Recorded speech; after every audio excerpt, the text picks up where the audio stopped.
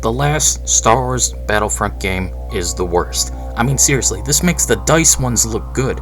Yeah, I said it.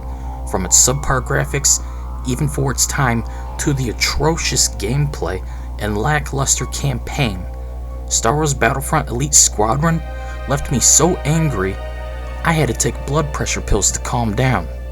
Well, we're waiting. To start, the game makes it clear Rebellion is here to curse the world once again with more trash games. So yeah, we're off to a bad start. Next thing you notice is the graphical downgrade. As for a 2009 PSP game, you'd think to make the game better looking than the last. But no, that's not how Rebellion works. Next thing you'll notice is the same guy at the main menu. Yeah, that's because it's part of the campaign, which just sucks. So let's hurry up and discuss it real quick, because it's just awful.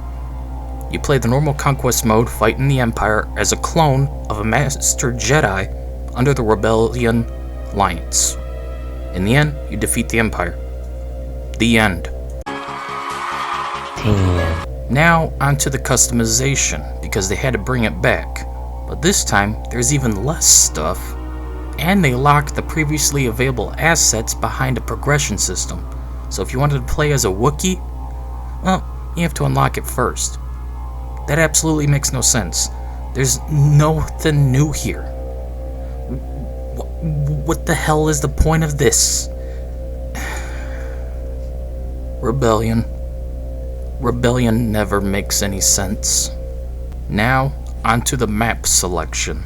There's only 12 maps now, most of which you've already seen done to death in every other Star Wars game like Hoth, Endor, Tatooine, Death Star, Yavin. So we got less content overall and a bad campaign. Not looking good now, is it? No shit.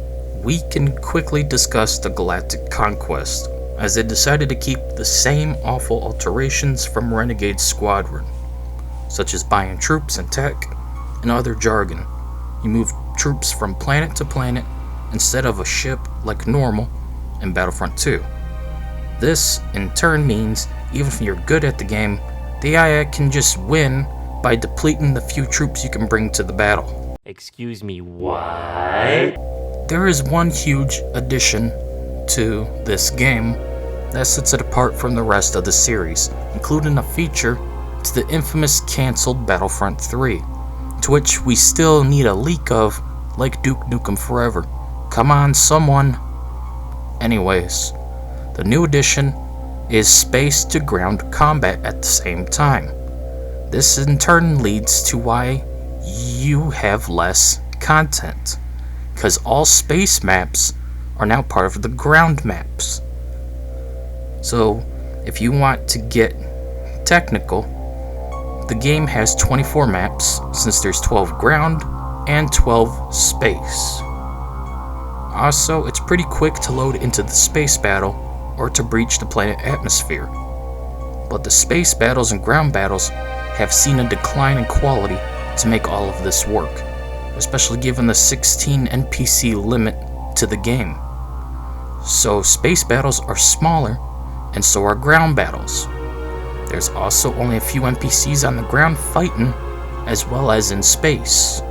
You can't land in the ships anymore, and there's a loading screen cutscene to go to space and to breach the planet, and a cutscene when you leave the ship to space from within your own class cruiser. Everything is separated into levels with cutscene loading screens. Honestly, the PSP was a mistake. This game helps cement that. So let's just get to the score. That's the only 10 this movie's getting. At the end of the day, I'm glad I didn't grow up with this trash game, because if I did, I would have been even more angry at how bad it is. I'm honestly stunned I keep finding worse and worse games for the PlayStation Portable without even trying. I'm just playing random games to see if there's any that I'd be interested in reviewing.